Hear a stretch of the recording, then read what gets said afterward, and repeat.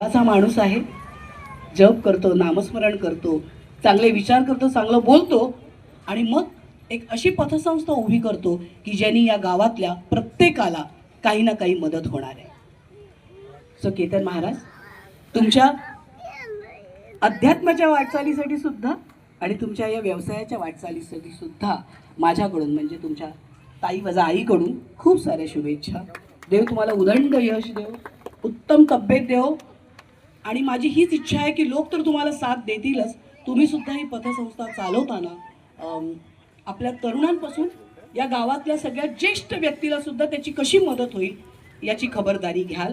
खूप साऱ्या शुभेच्छा तुम्हाला, तुमच्या कुटुंबियांना आणि गावकऱ्यांना सुद्धा माझं तुम्हाला नमन, खूप खूप आभार. आणि आता ही पतसंस्था मोठी होईलच तेव्हा मग काहीतरी छान, आता पाटील साहेब म्हणाले ना की ते नवीन नवीन काय काय उपक्रम सुरू झाले की इतरांना बोलवाल. इतरांना कशाला, मलाच बोलवा. आता काय आपले ऋणानुबंध आहेत, आपले घरचे संबंध आहेत, बाहेरच्यांना कशाला बरं बोलवायचं.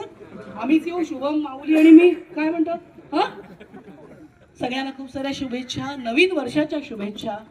हे नवं वर्ष तुम्हा सगळ्यांना सुखा समाधानाचं, उत्तम तब्येतीचं आणि भरपूर बँक बॅलन्सचं जाओ. रामकृष्ण हरी.